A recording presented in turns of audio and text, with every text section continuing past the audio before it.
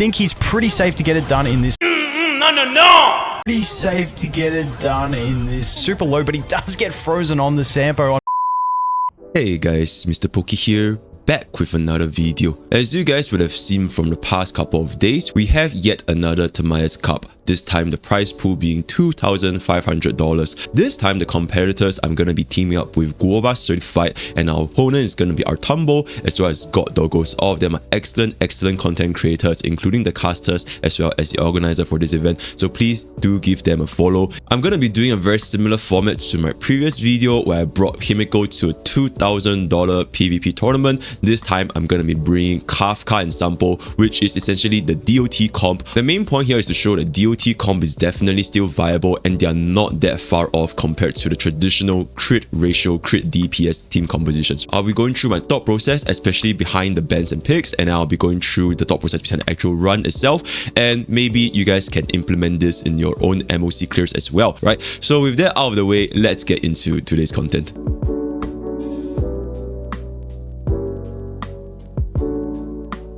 So getting into bans and picks, huge shout out to Pridewind for coming out with this new drafting tool, which will allow us to much more easily integrate banning and drafting into all of our future tournaments, be it Tamiya's Cup or maybe even some other tournaments in the future. The rules are still applied for Tamiya's, Fuxuan and Links. They are both free, so both teams can use them. But however, on the Pridewind's website, players can't use the same unit, so just a little bit of a difference over there. Right. So going into our bans and pick, me and Goba, we were the first to ban. The very first ban, we went ahead with Silver Wolf. I think this is a pretty standard ban nowadays because we drastically improved team diversity, so we definitely don't want that to happen and try to restrict both teams to use as creative team compositions as possible. And for their team, they went ahead and banned Imbibitor Lune. I think that's going to be an excellent ban because at the end of the day, Imbibitor Lune, especially in his Eidolon 2, is going to deal tremendous amounts of damage that is comparable to other units Eidolon 6.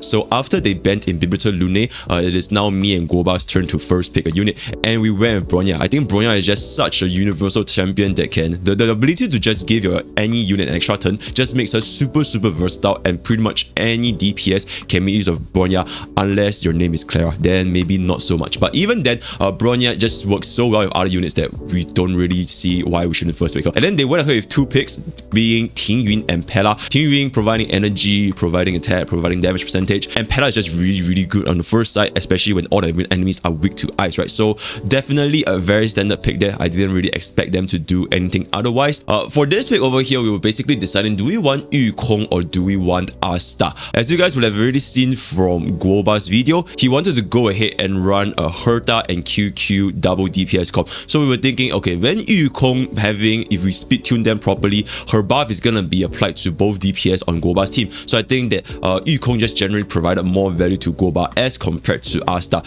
Just a little note, because my account is technically a little bit more developed, I raised way more units. I'm basically tweaking my team comps to accommodate to Goba's a little slightly more limited team composition. I decided, you know what, it's actually fine because I can just go ahead and pick Sampo instead, right? So that was the thought process, and we went ahead with Yukong over Asta. So banning both Blade and Imbibitor Lune really restricts our option here to clear the second half with good units, right? Because there really isn't much units left to pick. Welt, unfortunately, he just does not do that well for now because his skill tends to bounce all over the place, and there's a lot of targets between wave 1 and wave 2. So Imbibitor Lune and Blade ban is definitely going to cripple both teams' clearing speed if we do not have a very good DPS carry. Now, then we went ahead to ban Asta because at this point we're thinking, since they already have first pick for this phase, if we do not ban Asta, then they are going to have 3 supports. Now, for the past couple of PvP matches that I've played, supports are usually the key determining factor for whether your DPS deals enough damage. It doesn't matter if you pick a lot of like sub DPS or a lot of main DPS trying to compete the spots, compete skill points. As long as the team had more supports, they tend to be at a very big advantage. And banning Asta and Silver Wolf essentially means we have eliminated the need for support for both teams, right? So that both teams only work with 2 supports, and we wouldn't be at a very massive disadvantage. Now, with that being established, they went ahead and picked Clara. Just a little bit off track, but Clara is one of the most versatile units that you could ever bring to a PvP because Clara essentially is not really reliant on supports. She can just stand there, be really tanky, and just deals tremendous amounts of damage whenever the enemies hit her. Yeah, some supports on her will be really good, but she also works extremely well as a sub DPS, which basically makes team building on their side super fluid, right? She can be a sub DPS, she can be a main DPS, she could go to side 1, or she could even go to the second side, because I have seen Claras on the second side dealing tremendous amounts of damage. So that's definitely a very good first pick for them, especially when you consider there really isn't much of a choice when it comes to DPS remaining. So for our team, Guoba is gonna go ahead and pick QQ. He initially wanted to do a QQ hyper carry, then I went ahead and picked Kafka, because if we don't pick Kafka, I don't think there is much of a flexibility when it comes to what sort of DPS can we run on the second side. And I guess at this point I also was thinking to myself, can we make DOT comp work here? Can the DOT team composition match up with the traditional crit DPS? Because I think some players might be thinking, oh, DOT compositions are probably just like an alternative pick, and probably they won't deal as much damage, and the main route of going the main crit ratio DPS is still the way to go. I hope to at least clear some doubts when it comes to this topic over here. And then for their side, they went ahead with Jing Yuan and Dan Heng. I think Jing Yuan is actually a pretty decent choice for the second half, especially when you consider that he has a lot of AoE, and it's going to be really helpful when it comes to Yanqing's stage, because Yanqing is after all weak to lightning, right? Win Dan Heng is definitely a very interesting pick. Me and Guoba, we were not expecting a Win Dan Heng pick, but I guess when you develop Win Dan Heng to become really strong, right? If he's grinding like a 3k attack, 70 crit rate, 150% crit damage, he's definitely gonna deal a lot of damage. The only concern is whether do they have enough skill points to juggle between both Win Dan Heng as well as Jing Yuan. And when it comes back to our side, we decided to pick up some sustains, because sustains, now nobody actually picked the sustain yet. One reason being, like I mentioned at the start, Fu Xuan is free for both sides, right? So players weren't really that concerned with sustain, but I guess Luo Cha was really the next best sustain that we had at the current moment. Then I went ahead and picked up Sampo to be paired with Kafka, because if I don't pick Sampo and they decided to, I don't know, maybe prevent our team from getting Sampo, my Kafka is not going to be dealing a lot of damage, especially when we don't even have Asta, we don't even have Ting Yun. So definitely needed a Sampo over there. And then for their side, they decided to go with Physical Trailblazer into Fu Xuan. Physical Trailblazer, if you guys haven't seen, checked out on Hornbo's channel, he has a very decked out Physical Trailblazer that dealt like, I think 600,000 damage the other day. Absolutely insane. So glad to see it's actually getting played on this tournament. Fu Xuan is definitely a very standard pick. And then once going back to our side, we decided to pick our last unit as Herta, right? Because we were discussing, me and Guoba, what would be a good team compositions for his first side. Because at this point, my second side is more or less decided. Because Mr. Guoba actually don't have Bronya, so I have to run my Bronya with Kafka and Sampo and Luo Cha. So that's basically gonna be my team composition. I was thinking, since there's no more supports left and there really isn't that good of a sub DPS choice, like maybe Su Sang, but I decided to go for Herta instead, right? Then Herta, QQ, Yikong, Fu Xuan is gonna go ahead and just deal tremendous amounts of AoE damage, follow-up attacks, and all that kind of good stuff. But it really just hinged on whether Mr. Guoba can get a good QQ RNG. And luckily for us, he actually managed to not fail the RNG, right? He actually managed to get a 3-cycle clear, so that's always good to see.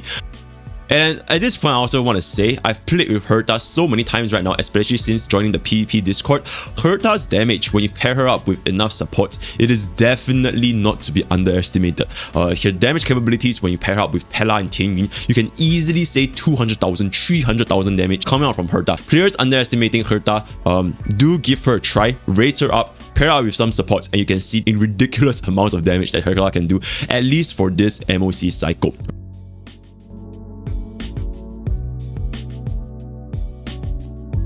So when it came to team building, I had a very unfortunate downside, which is Mr. Guoba couldn't use Fu Xuan to solo sustain his top half. And that really kind of impacted my performance, because without having an imaginary coverage, I was unable to break through Yanqing's sword. None of my units were imaginary element, and not having Luo Cha basically meant that I have to waste quite a bit of actions trying to clear those swords. As you guys know, if you witness break the sword, it will die instantly, but if you don't witness break Yanqing's sword, it's actually pretty tanky, as you guys will have probably seen by now, right? So yeah, I had to basically run Fu Xuan instead, and once again, Fu Xuan is also not that great of a sustain unit for my team, since both my Kafka and my Sampo, they are meant to be DOT units, so the crit rate buff, it doesn't really apply to us that well.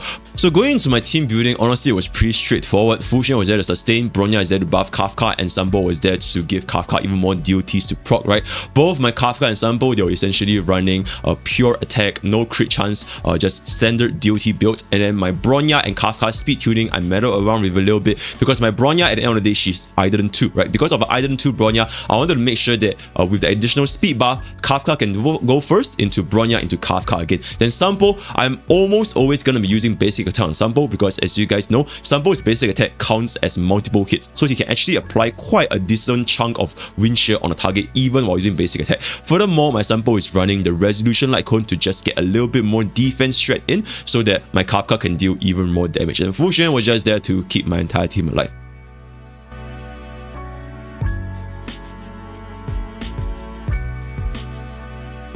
Alright, so for the actual gameplay section, I'll just be doing my own commentary as well as jotting down some of my thoughts during the actual run itself. As you guys can see, I opened up with Kafka's technique because this will allow me to get a little bit more DOT in and just trigger more DOTs in the future.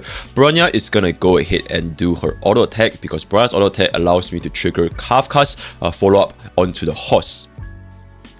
So once that is established, Ting is gonna go ahead and use her basic attack on the mobs over here, just trying to get a little bit more toughness bar in and hopefully deal more damage to the pig. Kafka will then proceed to use her skill, and then we're just waiting for our ultimate to come back up once my Bronya skills Kafka with her skill, right? Sampo is gonna go ahead and use his skill over here since we do have quite a bit of skill points, and I want to mark some defense down, and Bronya is gonna go ahead skill into a Bronya ultimate into a Kafka ultimate. So I was fully confident that this is gonna be able to easily dispatch of the mobs that we see over here.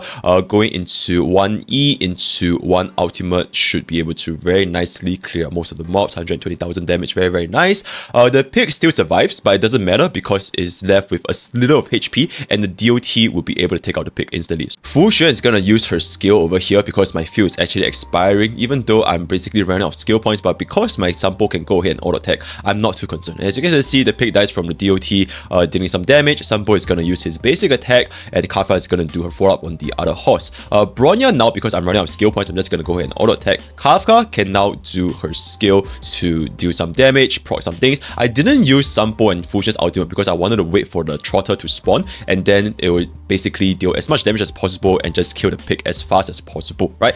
And then going here, I just want to say it's a little bit unfortunate because my Fu Xuan did not unlock her A6 trace, so my Bronya actually got entangled and Fu Xuan also got entangled.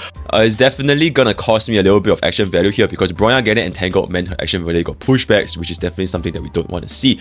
Sampo is gonna go ahead and just basic attack into a Kafka follow-up, and now my Kafka is able to just go ahead and scale the middle guy, and then this is where a very interesting portion of the gameplay comes in because I was thinking this is looking very possible for me to just okay, at this point I just want to say cycle. It's a very crucial juncture over here. I was thinking to myself, and I was cooking for so long because I was thinking to myself, is it possible for my Bronya into skill for Kafka? Could we have done it in this cycle? And I was thinking really hard. In hindsight, I probably could. My Kafka just needed to ultimate and then scale the guy towards the left. I'm pretty sure it would have been enough to clear it within this cycle. But because if I were to do that, then my Bronya uses a skill point and my Kafka uses a skill point, I'll be essentially left with no skill points going into the second phase. So I was just weighing the possibilities. I might have made a misplay here. I probably should have just went all in. Maybe that might have actually been the right play. I wouldn't have known, right? So let me know what you guys think in the comments. Should I actually have went for all in the horses and go for one cycle and hopefully get one cycle here as well? Or should I have just played it safe and that was actually the right decision, right? So yep, I decided to finally go ahead and do this, going for the increasing our skill points toward the next round, which is where we save all our skill points for Yanqing and just unload everything onto him. The damage that we sustain over here is honestly negligible because Fu Xuan is just such an amazing sustain unit. Shout out to my man Luo Cha. I know you're great, but I think Fu Xuan really is just doing so much work over here. My team is just barely taking any damage whatsoever. Right, so at this point, my brother just want to go ahead and get rid of the pig, deal some damage. And because both of these horses, they are so low, I know that they are definitely going to be able to die to the DOT. So I'm not even bothering with like using my skills or whatever. So I'm just going to make sure that Kafka uses E one more time because the horse on the left is slightly high HP. And Fuxuan is just going to go ahead and auto attack. And Bronya is also going to go ahead and auto attack. And both of these horses will be able to very easily just straight up die to the DOT. And then we enter into Yanqing's fight with 5 full skill points and pretty much max ultimates. That was the thinking, right? So with that, we've entered into the Yanqing's phase. I immediately decide to unleash all of my ultimates. And one particular reason is because I know that my Kafka is able to easily get back her energy once the sword comes back on.